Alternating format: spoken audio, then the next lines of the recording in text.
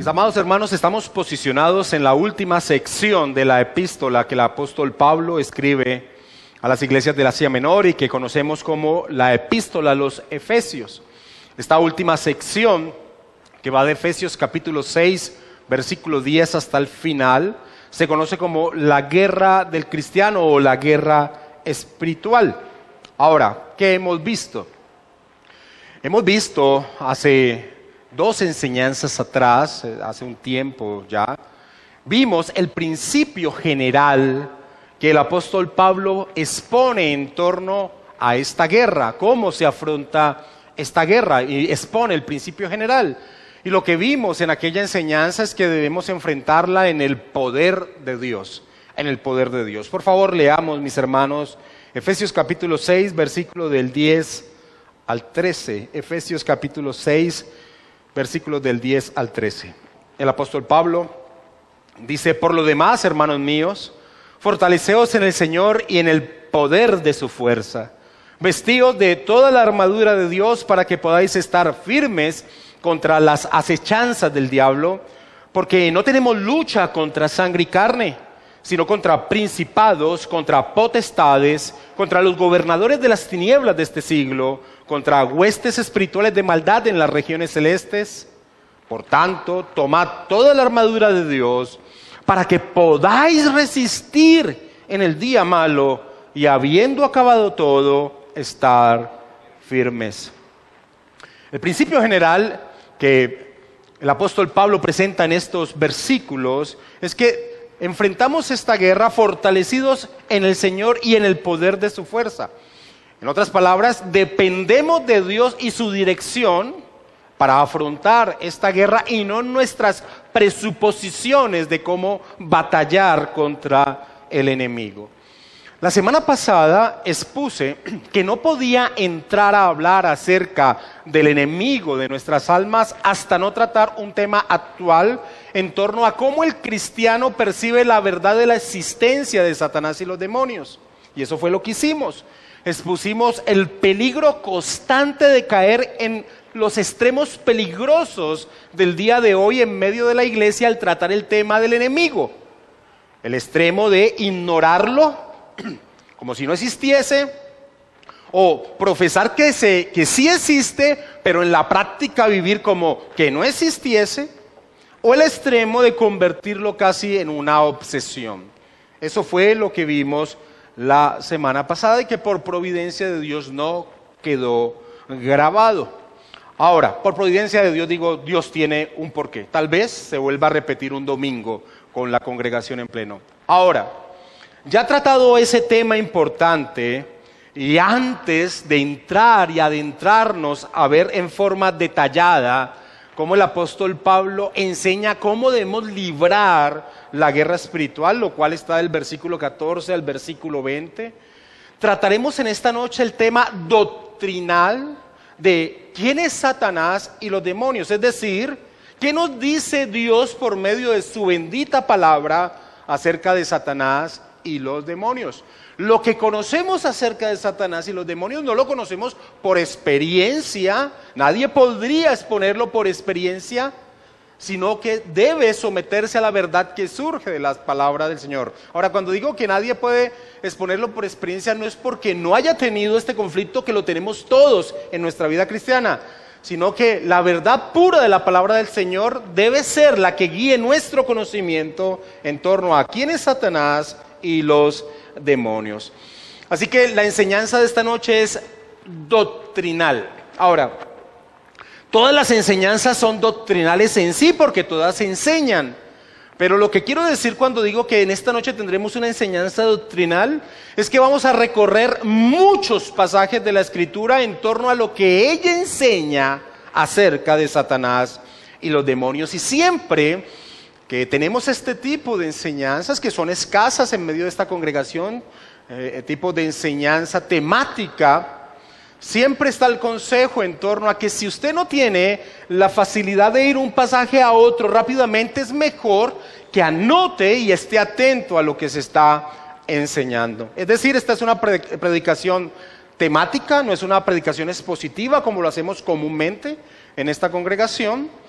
Y quiero tomar las palabras de un exégeta, más bien un predicador, que dijo lo siguiente en torno a estas predicaciones temáticas. Él dijo: debemos limitarnos a predicar un sermón temático una vez cada 5 años y luego arrepentirnos de haberlo hecho, decía este predicador. Ahora, en esta noche y el próximo miércoles es necesario hacer este tipo de enseñanza, porque vamos a adentrarnos a conocer lo que la bendita palabra del Señor nos enseña acerca de los enemigos de nuestra alma. Ahora, ¿cuál es el propósito que tiene tanto el estudio de esta noche como, si es la voluntad del Señor, dentro de una semana?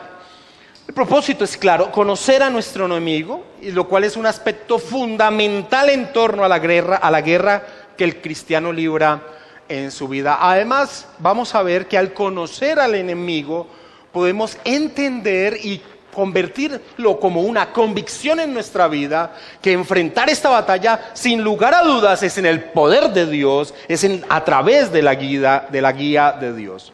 No conocer al enemigo es no saber cómo enfrentarlo, y lo cual es algo fatal. Voy a iniciar repitiendo las palabras de Thomas Brooke, un puritano, con las cuales cerramos la enseñanza de hace 8 días. Él decía, Thomas Brooke: Cristo, la Escritura, su propio corazón cristiano y las estratagemas de Satanás son las 4 cosas primordiales que usted debe estudiar y buscar entender en primer lugar y con mayor determinación. ¿Qué vamos a hacer en esta noche? Vamos a dividir la enseñanza en 4 aspectos, esta enseñanza doctrinal. Vamos a ver lo que la Escritura enseña acerca del origen de Satanás y los demonios. Vamos a ver lo que la Escritura enseña acerca del pecado o caída de Satanás y los demonios. Vamos a ver un aspecto rápido en torno al papel de Satanás y los demonios en medio de la creación.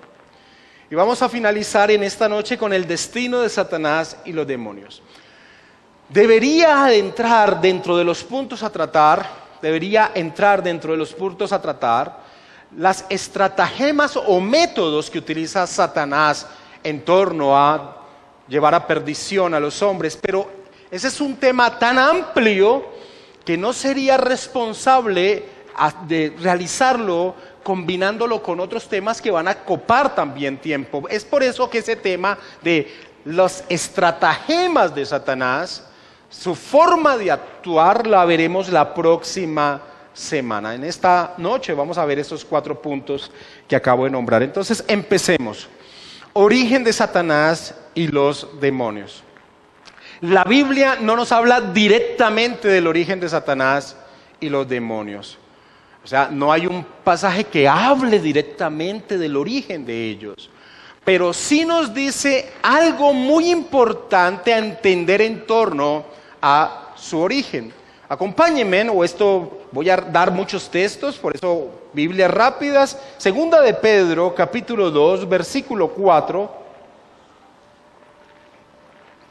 En la parte A, es decir, la primera parte del versículo 4 de Segunda de Pedro, capítulo 2, es la que me interesa. Pedro dice: porque si Dios no perdonó a los ángeles que pecaron, esa es una implicación importante en torno a Satanás y los demonios. Pedro dice: porque si Dios no perdonó a los ángeles que pecaron. Judas capítulo 1, versículo 6, la primera parte, enfatiza esta misma verdad. En Judas capítulo 1, versículo 6, la primera parte del versículo 6 dice: y a los ángeles que no guardaron su dignidad, sino que abandonaron su propia morada. Y sigue expresando Judas lo que él quiere hablar acerca de la condenación de ellos. Ahora, ¿por qué son importantes estos 2 textos de Segunda de Pedro capítulo 2, versículo 4 y Judas capítulo 1, versículo 6? Porque la Escritura nos enseña que Satanás y los demonios fueron ángeles que pecaron. Ahora, esto es muy importante en torno al conocimiento de nuestro enemigo, de nuestros enemigos, pues nos indica que son seres creados, son seres limitados, son seres finitos, son criaturas de Dios. Y ese aspecto es muy importante entenderlo. La Escritura nos enseña que en el principio creó Dios los cielos y la tierra y todo lo que en ellos existen. Cuando dice que creó los cielos y la tierra, cuando dice cielos, abarca todo el universo y lo que lo componen, lo que hay allí. No solo lo material, sino también lo inmaterial. Acompáñame a Colosenses capítulo 1, versículos 16 y 17, donde el apóstol Pablo enfatiza esta verdad, que Dios creó todo el universo, lo tangible e intangible, lo material, lo espiritual. En Colosenses capítulo 1, versículos 16 y 17, el apóstol Pablo, hablando del Señor Jesucristo, dice: porque en Él fueron creadas todas las cosas, las que hay en los cielos y las que hay en la tierra, visibles e invisibles. Y utiliza los mismos términos que utiliza en Efesios 6 en torno a lo invisible. Sean tronos, sean dominios, sean principados, sean potestades, todo fue creado por medio de Él y para Él. Y dice el versículo 17, y Él es antes de todas las cosas y todas las cosas en Él subsisten. Ahora, cuando uno entiende un poco el contexto de la carta a Colosenses, uno entiende la importancia de este texto que acabo de leer. Porque en Colosenses estaba, a través de todo ese trasfondo pagano que tenían los cristianos de Colosas en su pasado, estaban guiando a adorar a ángeles. Y resulta que Pablo les dice: ¿cómo vas a adorar a ángeles? Espérate, si Cristo es el creador de todo lo que existe, Él los trasciende. Todo fue creado por medio de Él y para Él, lo visible, lo invisible, sean tronos, sean potestades, Cristo es el creador de todo lo que existe. Dios es el creador de todo lo que existe. Así que la Escritura nos enseña que Satanás y los demonios, al ser ángeles, como vimos que Pedro y Judas no lo dice, nos enfatizan que son seres creados. Fueron creados como ángeles de Dios. Ahora, es vital entender esto, porque es vital entender que Satanás y los demonios son criaturas de Dios. Alguien podría decir: eso es yo ya lo sabía. Pero resulta que en el mundo cristiano existe una especie de dualismo en la mente de muchas personas. Se imaginan como a Dios enfrentado contra Satanás en una guerra cósmica del bien y del mal, con una gran incógnita en torno a quién va a triunfar. No existe tal cosa en la Escritura. Una guerra entre Dios y Satanás es imposible. ¿Por qué? Porque Dios es el creador y Satanás es una criatura. No sé, aquí hay muchos que están dentro del seminario teológico.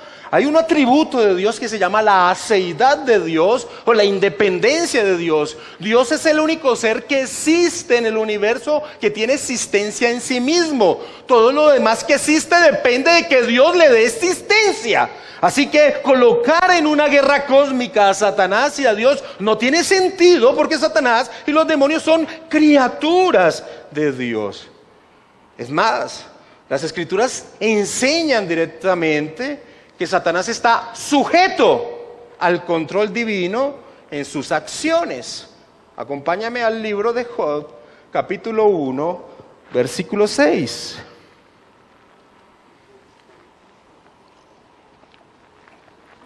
Job, capítulo 1, versículo 6. Dice el escritor bíblico: un día vinieron a presentarse delante de Jehová los hijos de Dios, entre los cuales vino también Satanás, dice ese versículo 6. Ahora, la expresión los hijos de Dios claramente no hace referencia a la relación de intimidad y amor que, por ejemplo, la iglesia en unión a Cristo tiene con Dios Padre. Esa no es lo que expresa ese término, los hijos de Dios. Los hijos de Dios en Job capítulo 1 versículo 6 lo que hace referencia es que aquellos seres que se presentaron delante de Dios son criaturas de Dios, entre ellas el mismo Satanás. Ahora miremos cómo este libro de Job nos enseña que el accionar de Satanás está limitado al permiso divino. Versículo 12. Después de toda una secuencia que vamos a ver ahora más adelante en torno a Dios hablando de Job, a Satanás, dice: dijo Jehová a Satanás: Aquí le está dando un permiso, un direccionamiento. He aquí, todo lo que tiene Job está en tu mano. Solamente no pongas tu mano sobre él. Y salió Satanás de delante de Jehová. Hay un direccionamiento hasta dónde podía llegar Satanás a influir en la vida de Job. Capítulo 2, versículos 6 y 7, vuelve y se repite esta verdad. Y Jehová dijo a Satanás: he aquí, él está en tu mano, mas guarda su vida. Entonces salió Satanás de la presencia de Jehová e hirió a Job con una sarna maligna desde la planta del pie hasta la coronilla de la cabeza. Satanás, como criatura que es, no puede actuar más allá de los límites establecidos por Dios. Esto también lo podemos ver en el terrible momento que vivió Pedro en su tribulación. Lucas capítulo 22, versículo 31. También podemos ver ese límite en el accionar de Satanás supeditado al permiso providencial de Dios. Lucas capítulo 22, versículo 31. Dijo también el Señor, nuestro Señor Jesucristo, le dijo a Pedro: Simón, Simón, he aquí Satanás que os ha pedido para zarandearos como a trigo. Tiene que estar sujeto al permiso providencial de Dios en torno a sus acciones. Satanás, al ser una criatura, es imposible que actúe fuera del permiso providencial de Dios. Así que al ser una criatura, es importante decir lo siguiente: Satanás y los demonios son seres poderosos, sin lugar a dudas más poderosos que el hombre, en todo sentido, aún en fuerza y aún en sabiduría. Pero no son todopoderosos. El Señor Jesucristo, hablando del poder que Él tenía para echar fuera a los demonios por medio del Espíritu Santo, dice lo siguiente. Acompáñame, quiero que vayamos todos a Lucas capítulo 11 y vamos a leer el versículo 21. Está el Señor Jesucristo hablando del poder del Espíritu Santo que permitía el expulsar demonios. Dice lo siguiente, hablando en el versículo 21 de Satanás: cuando el hombre fuerte armado, mira cómo se expresa, hombre fuerte y armado, guarda su palacio, en paz está lo que posee. Ahora, esta es una referencia que él hace en torno a Satanás. Satanás y los demonios son fuertes, más fuertes que el hombre, pero Dios es más fuerte que él. Por eso el Señor Jesucristo sigue diciendo, versículo 22, pero cuando viene otros más fuerte que él y le vence, le quita todas sus armas en que confiaba y reparte el botín. Es por eso, por lo que dice el Señor Jesucristo en el versículo 22 y en el versículo 21, que el cristiano debe guerrear esta guerra, luchar esta guerra según el poder de Dios y no su débil capacidad.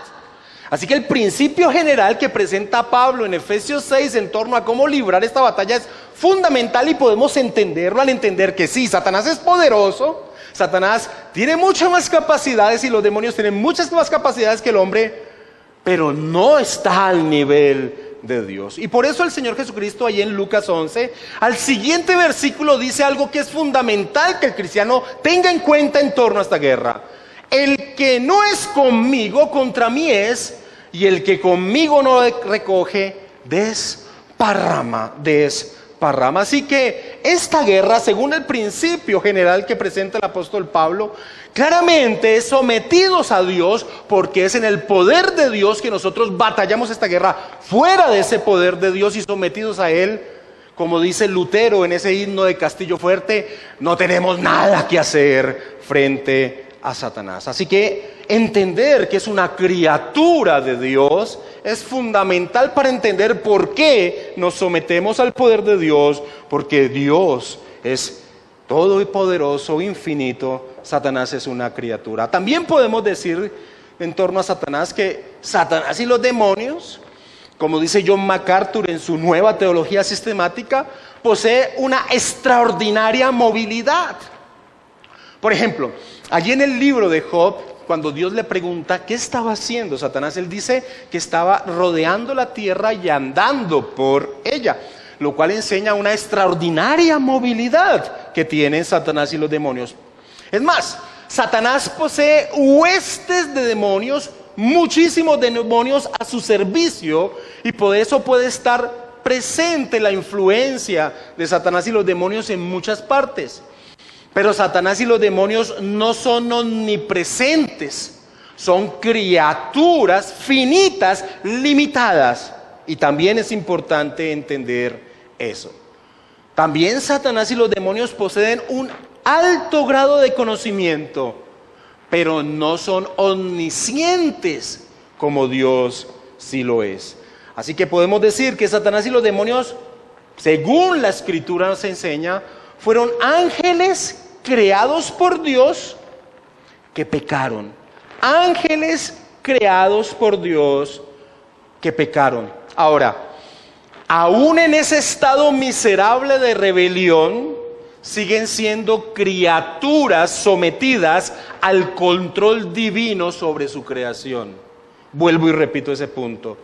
Aún en ese estado miserable de rebelión en la que se encuentran estos seres poderosos, siguen siendo criaturas sometidas al control divino sobre su creación. Entonces, ¿qué nos queda a nosotros de entender algo que pareciera que la iglesia cristiana de este momento no entiende, con ese dualismo de guerra cósmica entre Dios y Satanás, cosa que no existe? Que Satanás es una criatura de Dios poderosa y que para poder guerrear esta batalla debemos estar sometidos al poder de Dios, porque Él es superior a Satanás. El Señor Jesucristo ya lo venció.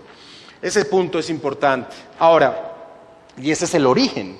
¿De dónde surge Satanás? Satanás es un ángel creado por Dios, como todos los ángeles que creó Dios, pero que pecó. Ahora, deberíamos hacernos la pregunta al entender eso de, la Escritura nos dice algo en torno a por qué cayó Satanás y los demonios, cuál fue su pecado. La Escritura nos dice algo sobre eso. Lo primero a decir, que la Escritura sí lo señala, es que la caída de los demonios, es decir, de los ángeles que pecaron, está directamente relacionada con la caída de Satanás. Vayamos al libro de Apocalipsis, por favor, en el capítulo 12, versículo 3 al 4. En medio de la visión que está teniendo Juan, expresa lo siguiente en Apocalipsis capítulo 12, versículo 3 al 4.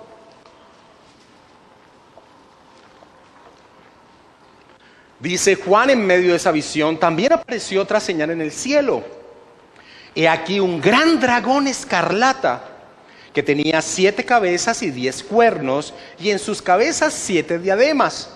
Y en la parte A del versículo 4 dice, y su cola arrastraba la tercera parte de las estrellas del cielo y las arrojó sobre la tierra. Ahora, la pregunta es en torno a esa simbología que ve Juan en esos versículos. La pregunta es, ¿quién es ese dragón escarlata en esa simbología? ¿Y quiénes son la tercera parte de las estrellas del cielo que la arrastró? El versículo 9 del mismo capítulo responde la simbología.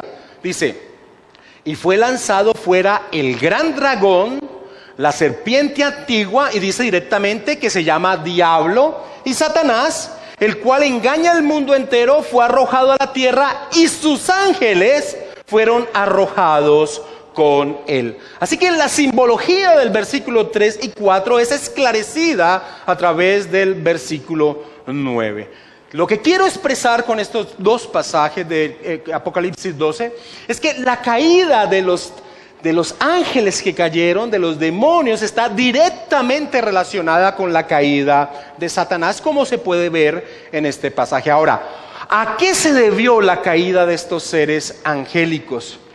Una vez más tenemos que recurrir a 2 de Pedro y a Judas.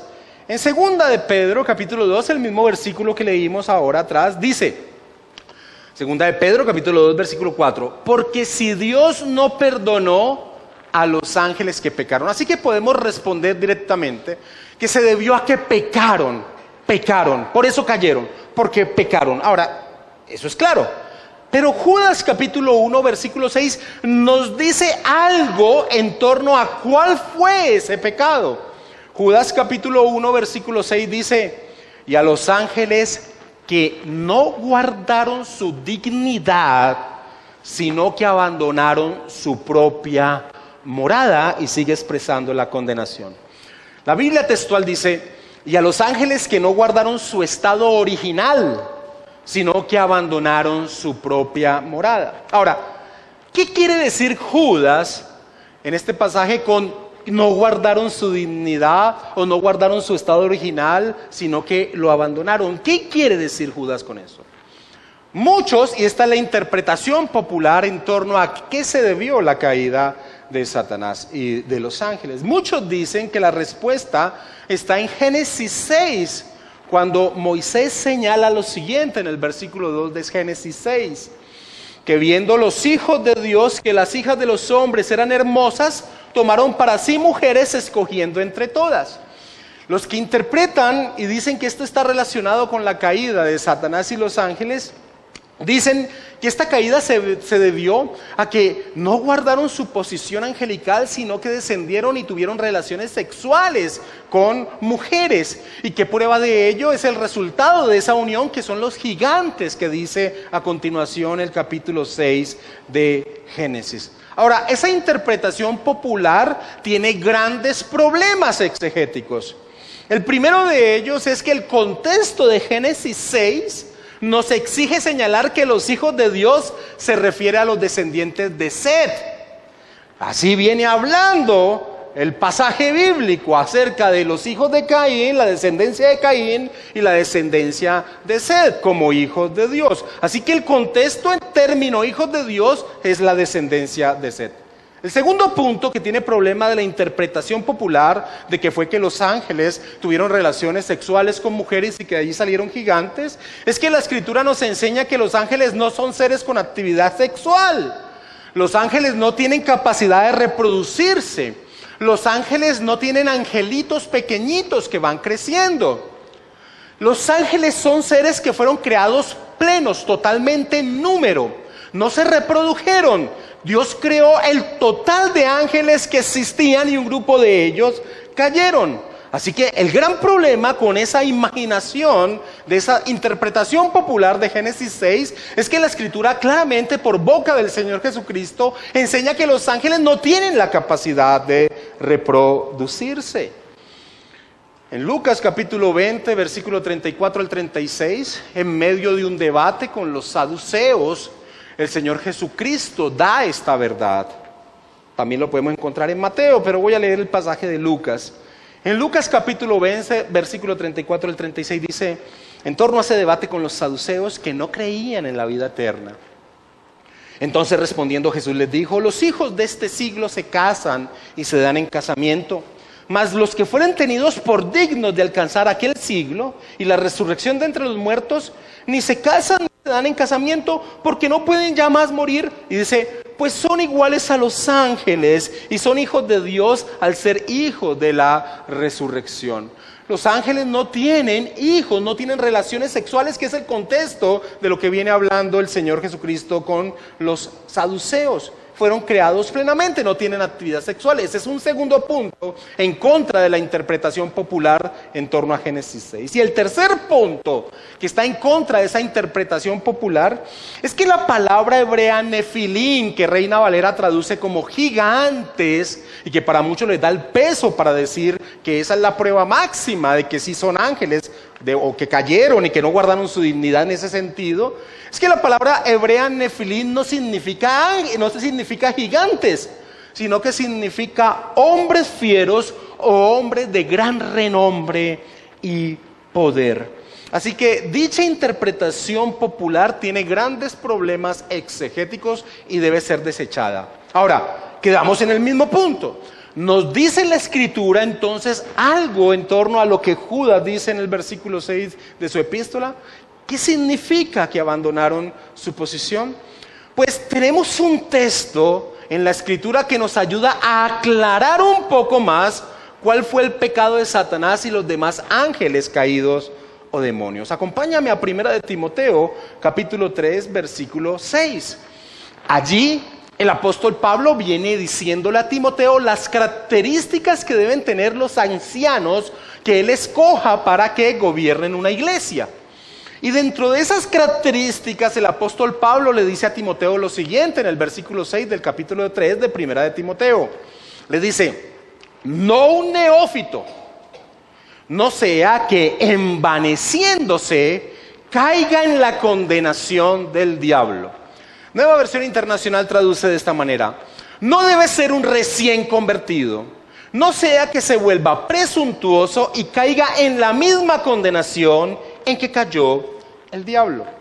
Es decir, que este pasaje nos indica cuál fue el aspecto por el cual cayó Satanás: el orgullo.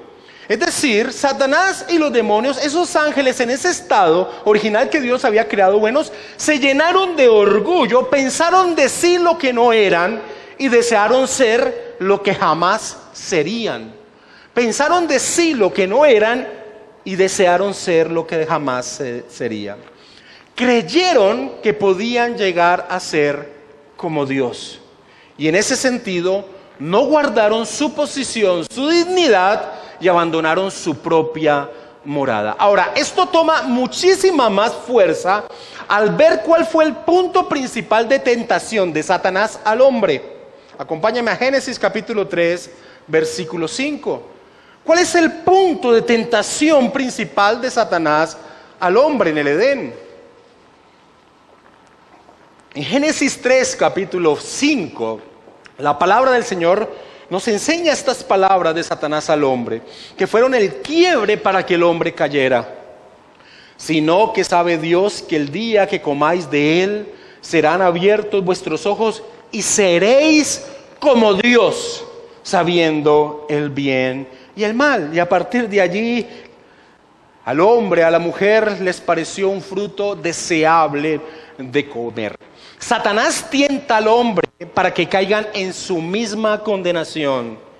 Las escrituras no narran la caída de Satanás y los demonios directamente, pero por esos pasajes podemos saber en qué consistió el pecado de ellos. Ahora, tenemos dos textos proféticos, Isaías capítulo 14 y Ezequiel capítulo 28, que aunque hablan de la caída del rey de Tiro y la caída del rey de Babilonia, utilizan expresiones tan fuertes que para la mayoría de teólogos y exégetas bíblicos claramente hay una analogía en torno a la caída de Satanás.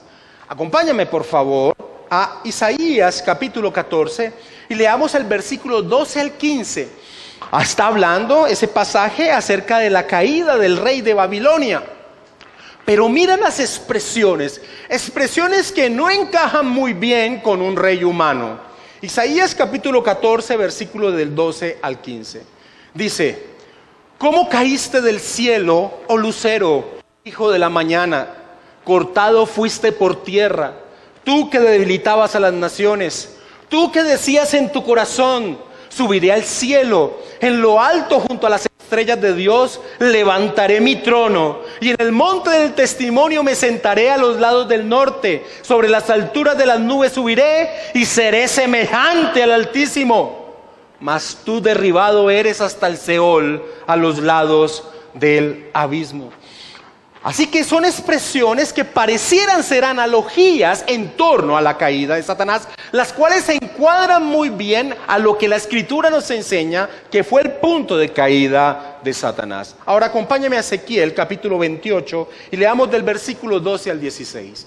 En Ezequiel se viene hablando acerca de la caída del rey de Tiro, pero mira las expresiones que se utilizan.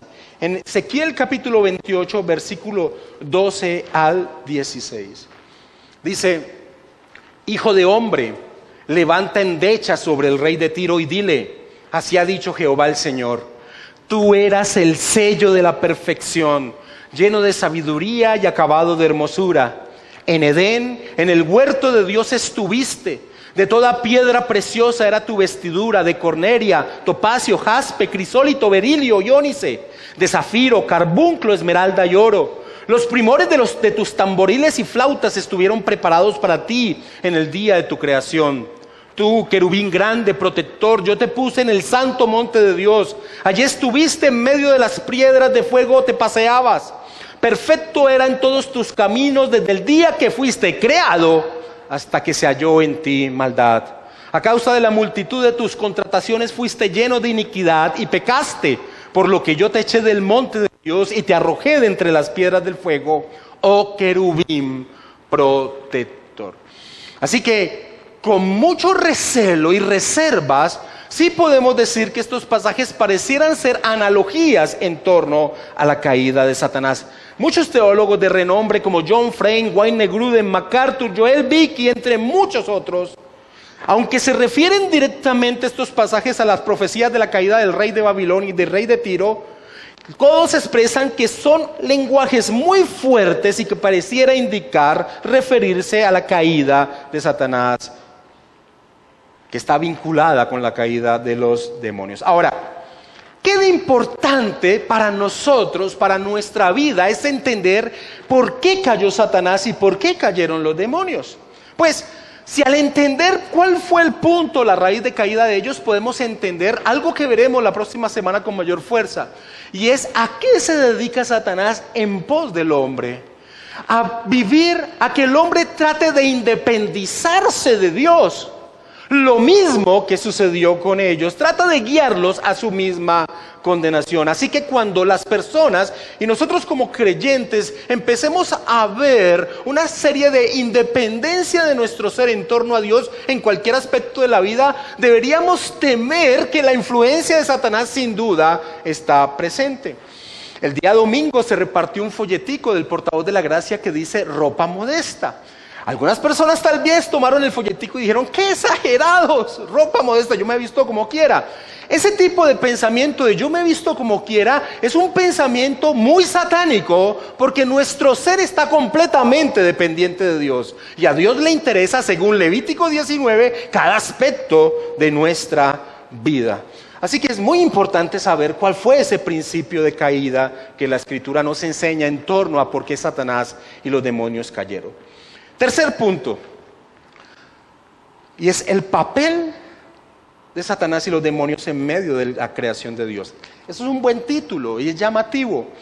El papel de Satanás y los demonios en medio de la creación de Dios. Al haber visto tanto el origen como la caída de Satanás y los demonios, es importante hacerse esta pregunta: ¿por qué Dios los creó? Sabemos que Dios decretó todo lo que existe y sucede antes que el universo fuera creado. Eso lo profesamos con todas nuestras fuerzas. Ese es nuestro Dios. Nuestro Dios decretó todo lo que existe y todo lo que sucede antes de crear todo. Ahora, ¿por qué Dios creó estos ángeles que sabía que se rebelarían contra Él y que serían enemigos de su pueblo? No hay una respuesta explícita, no hay una respuesta particular al por qué Dios creó a estos seres. Pero sí hay una respuesta global en torno al porqué de su existencia y actuar en medio del pueblo de Dios. Y la respuesta todos la saben. Dios creó todo lo que existe para su bendita gloria. Y eso no cobija, eso parece que no encuadra. Estamos hablando de por qué existen unos seres que van en contra de la voluntad revelada de Dios y en contra de su pueblo. Pero la Escritura nos enseña que Dios creó todo para su bendita gloria. En la Confesión de Fe Bautista de 1689, en su capítulo 4, acerca de la creación, dice lo siguiente en el párrafo 1. En el principio agradó a Dios Padre, Hijo y Espíritu Santo para la manifestación de la gloria de su poder, sabiduría y bondad eternos, crear o hacer el mundo y todas las cosas que en él hay. Y dice la confesión, ya sean visibles o invisibles, en el lapso de 6 días, y todas muy buenas originalmente. Así que a la pregunta, ¿por qué creó Dios a estos seres? Podemos asegurar que la existencia de Satanás y los demonios en el plan, en el consejo eterno de Dios, tienen un propósito. no son un accidente. Ahora, que esto esté más allá de nuestro entendimiento, sin duda así lo es. Pero no porque esté más allá de nuestro entendimiento pleno, debemos negar las verdades que surgen de la Escritura. Acompáñame a Proverbios capítulo 16, versículo 4.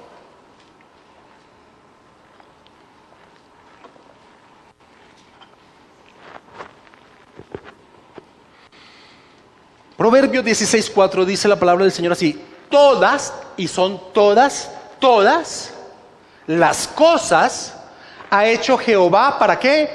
Para sí mismo. ¿Y qué dice? Y aún al impío para el día malo. Todas las cosas ha hecho Jehová para sí mismo. Sabemos que el propósito de la creación es su gloria, que nada acontece ni sucede sin que Él lo haya decretado. Así que podemos decir que el accionar y existencia de estos seres tienen un porqué en el decreto eterno de Dios. Una vez más, yendo a la Confesión Bautista de Fe de 1689, ¿y por qué voy a esa confesión? Porque es nuestra confesión de fe. Es las verdades que profesamos resumidas en torno a lo que enseña la Escritura, y además porque tenemos en alta estima a los puritanos en su conocimiento bíblico. La Confesión de Fe Bautista de 1689, en el capítulo 6, párrafo 1, que habla de la caída del hombre, dice lo siguiente: a pesar de que Dios creó al hombre recto y perfecto y le dio una ley justa, que hubiera sido para vida si lo hubiera guardado, y amenazó con la muerte su transgresión, el hombre no la honró por mucho tiempo, usando Satanás la sutileza de la serpiente para subyugar a Eva, y luego a través de ella seduciendo a Adán, que sin ninguna coacción deliberadamente transgredió la ley bajo la cual había sido creados, y también el mandato que les había sido dado al comer el fruto prohibido. Sigue diciendo la confesión: lo cual agradó a Dios permitir. ¡Oh! Espérate, viene hablando de la caída del hombre.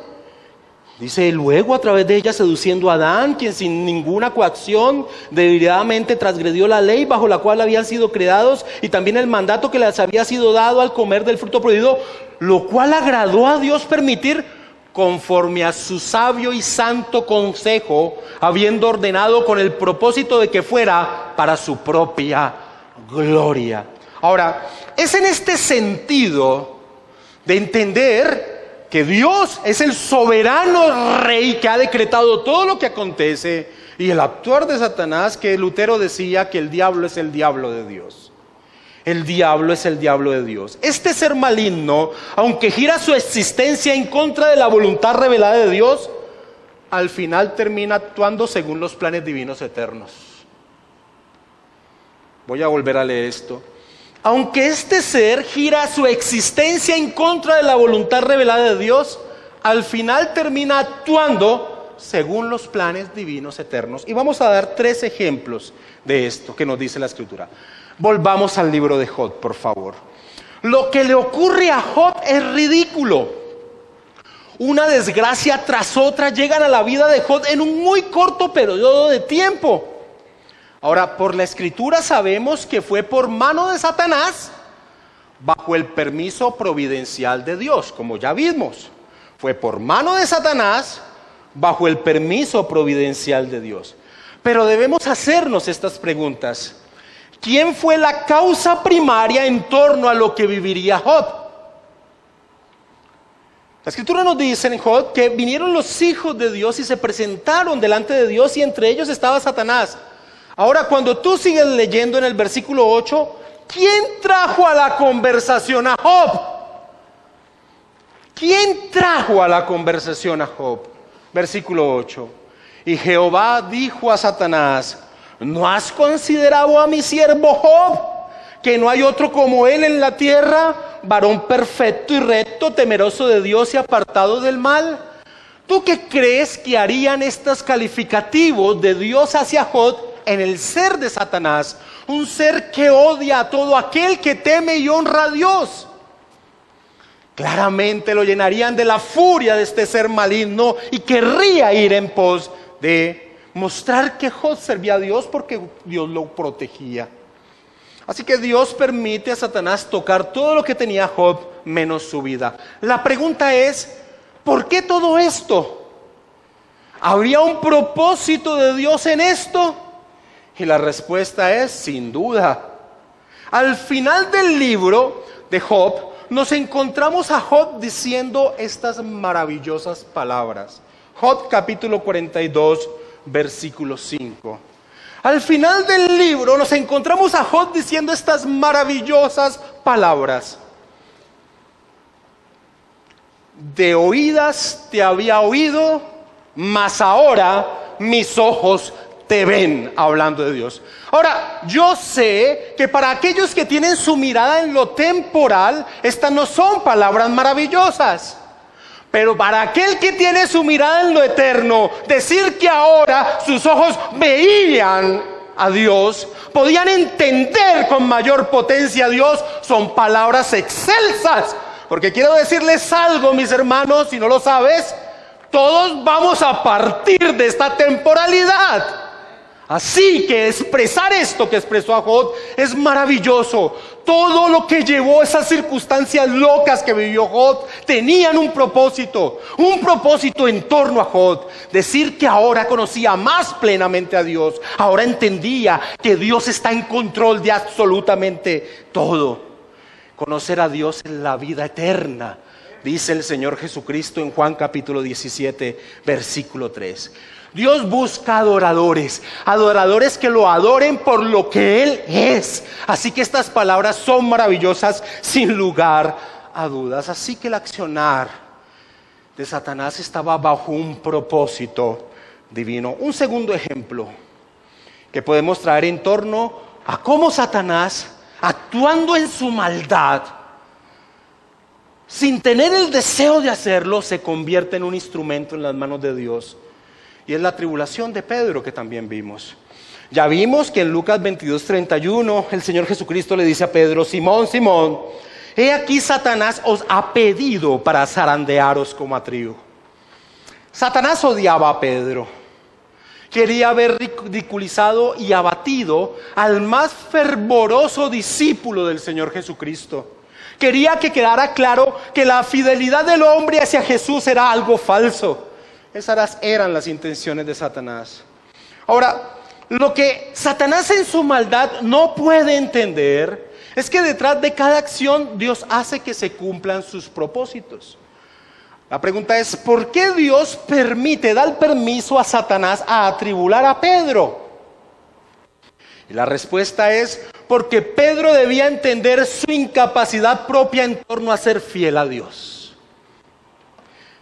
Entender su incapacidad propia. ¿Se acuerdan cuando el Señor Jesucristo le dice lo que le va a acontecer a él? Y Pedro dice: así me toque dar la vida contigo, yo nunca te negaré. Y lo decía partiendo de lo más profundo de su ser. No eran palabras que para él fueran falsas. Él lo sentía así. Ahora lo niega tan rápido que el gallo canta 3 veces. Y él ya lo ha negado. Canta una vez y él ya lo ha negado 3 veces. Pedro, a partir de esa terrible experiencia de negar al Señor Jesucristo, entendió su incapacidad. Pedro comprendería que para cumplir el ministerio que le venía por delante, tenía que depender no de él, sino de Dios. Es más, en ese mismo pasaje de Lucas capítulo 22, podemos entender que ese era el propósito. Acompáñame al versículo 32, que viene después de que el Señor le dice a Pedro que va a ser zarandeado por Satanás.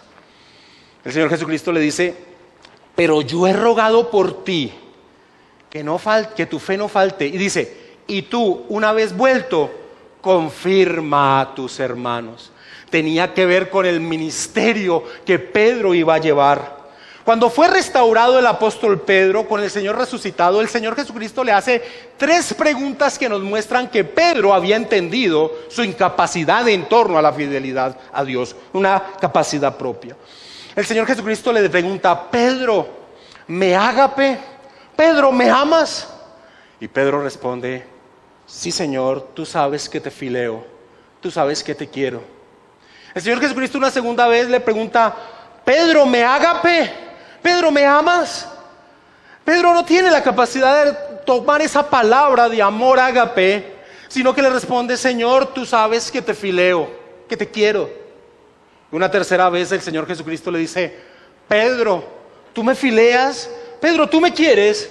Y Pedro responde: Señor, tú lo sabes todo, tú sabes que te quiero. Ese es el Pedro que necesitaba ser para empezar su ministerio. Así que a través de todo el actuar malévolo de Satanás, Dios está en control, cumpliendo sus propósitos. A partir de allí, Lucas nos señala a través del libro de los Hechos que cada vez que Pedro actuaba, lo hacía bajo el poder del Espíritu Santo, bajo el poder del Espíritu Santo. Es más, aún la traición de Judas al Señor Jesucristo en el arresto del Señor Jesucristo. El Evangelio de Juan dice: y después del bocado, Satanás entró en él, en Judas. Entonces Jesús le dijo: lo que vas a hacer, hazlo lo más pronto. Satanás deseaba la muerte de Jesús. Creía que con ese acto destruía la promesa de Génesis 3:15, de que la descendencia de la mujer aplastaría la cabeza de él. Él no entendía lo que iba a suceder en la cruz. Pablo dice que en la cruz, despojando a los principados y a las potestades, los exhibió públicamente, triunfando sobre ellos en la cruz. La cruz fue el momento del triunfo del Cristo. Pero Pedro también dice algo en torno a ese evento de entregar de Judas al Señor Jesucristo, y lo dice en Hechos 2:23.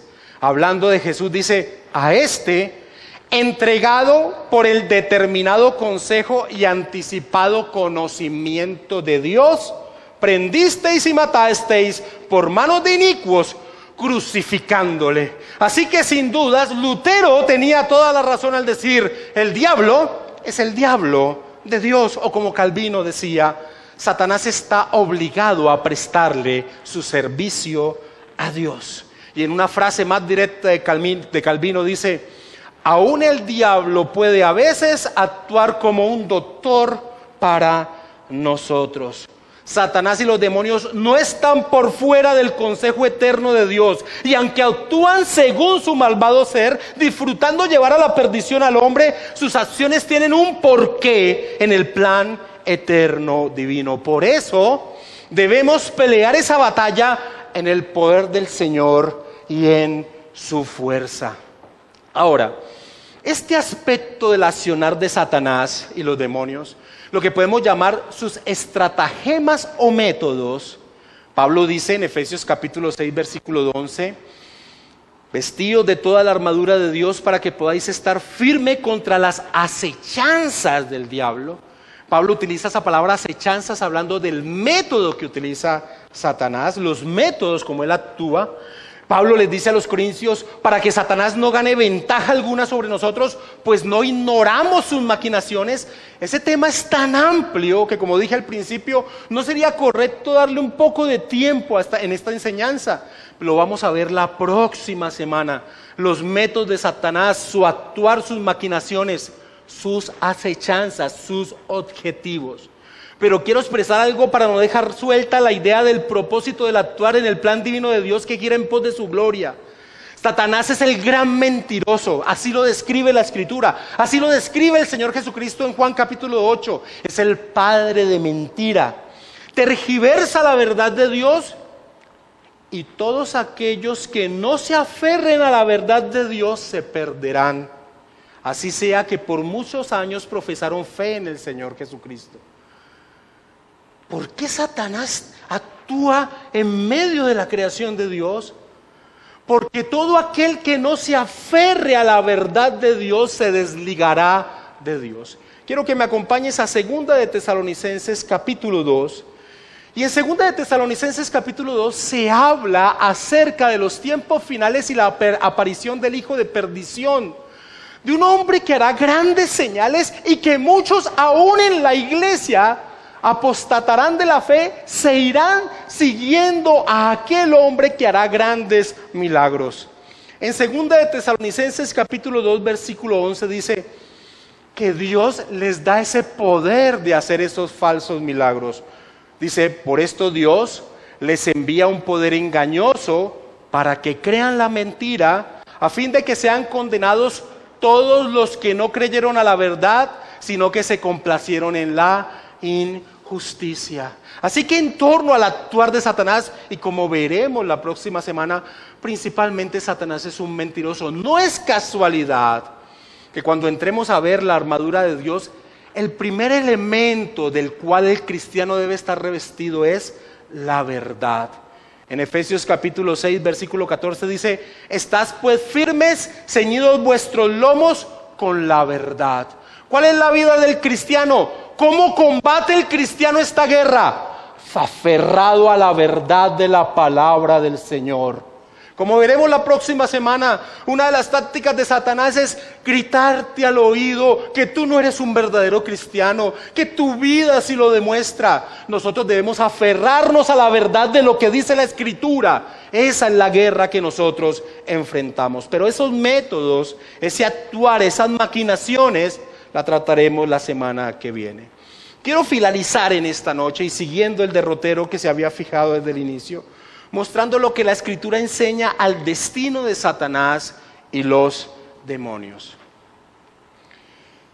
Y aunque todo lo que existe y sucede según el decreto divino, los seres morales de Dios, tanto el hombre como los ángeles, son responsables de sus acciones y de su actuar.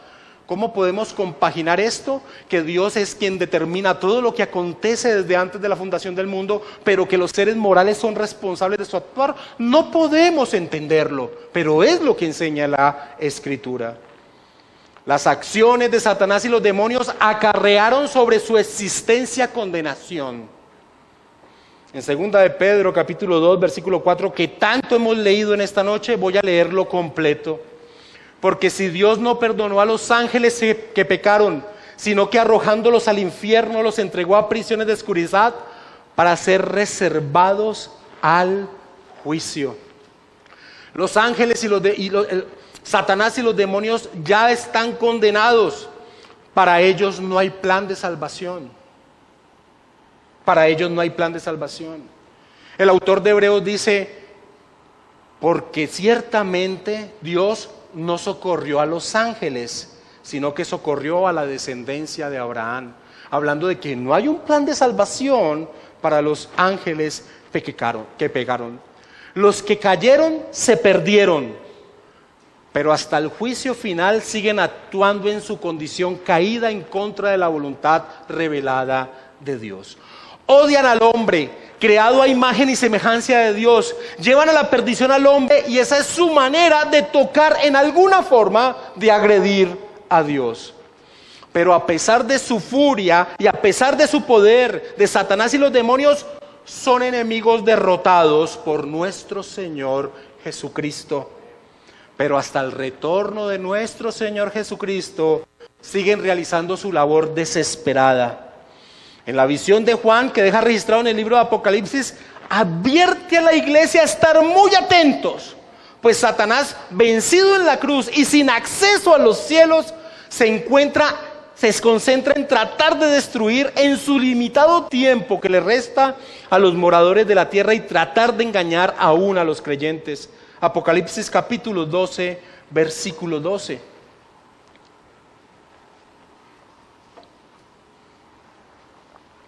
En la visión que tiene Juan, dice: por lo cual, Apocalipsis 12:12, por lo cual alegraos cielos y los que moráis en ellos. Ay de los moradores de la tierra y del mar, porque el diablo ha descendido a vosotros con gran ira, sabiendo que tiene poco tiempo.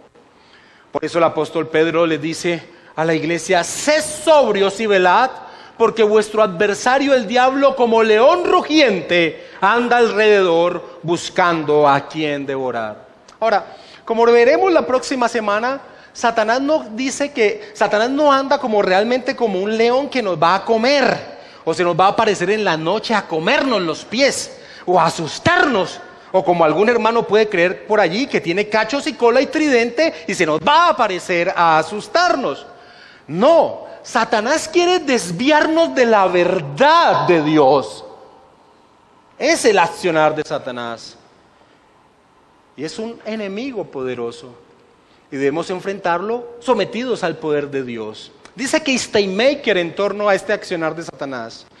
Ahora que a Satanás y a sus huestes se les ha negado la entrada al cielo y ha sido arrojado a la tierra, el diablo se llena de furia contra el pueblo de Dios. Se da cuenta de que ha sido derrotado, que se le ha dado un tiempo limitado aquí en la tierra y que en ese breve periodo de tiempo que le ha sido otorgado debe desencadenar su furia. Tanto en la tierra como en el mar, trata de engañar y destruir a los santos. Pero el destino de Satanás y los demonios está sentenciado. En esa misma visión del juicio final, el apóstol Juan expresa el fin de Satanás. Apocalipsis capítulo 20, versículo 10, en el juicio final.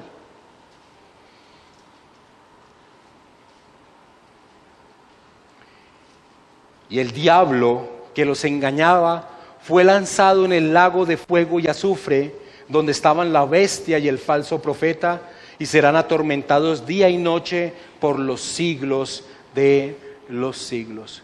Lo que los creyentes debemos hacer es estar firmes con las armas que Dios nos ha dado para resistir ese ataque de Satanás, y habiendo acabado el día malo, seguir de pie ante el Señor. En la carta a Santiago dice: someteos pues a Dios, resistid al diablo y huirá de vosotros. Y en Efesios 6:13 el apóstol Pablo dice: por tanto, tomad toda la armadura de Dios para que podáis resistir en el día malo, y habiendo acabado todo, estar firmes. Mis hermanos, la Escritura, que es la verdad, nos enseña a conocer al enemigo. Y dice que no ignoramos, el apóstol Pablo dice que no ignoramos sus maquinaciones. Y eso será lo que veamos la próxima semana. ¿Cuáles son los métodos? ¿Cuál es la acechanza? ¿Cuáles son las maquinaciones de Satanás para cumplir su propósito? Pero no quedaría tranquilo sin expresar algo que ya dije. No sé si se entendió cuál es el propósito de Satanás en medio de este tiempo, dentro de este plan divino maravilloso. Mis hermanos, es el siguiente, y dicho de una forma más literal: todo cristiano que no se aferre a la verdad de las Escrituras va a caer fácilmente en las garras de Satanás. Todo cristiano que no tenga a la palabra del Señor como la fuente máxima de autoridad, que no la conozca, que la tenga en poco, sin lugar a dudas, va a caer en las manos de un enemigo, y dentro de un tiempo, ¿sabes qué pasará? Tú no estarás pegado a los pies del Señor. Satanás es un enemigo muy poderoso, y ese, dentro del plan soberano de Dios, es la función de Satanás: desligar a todo aquel que no se aferra a la verdad revelada del Señor. Vamos a orar.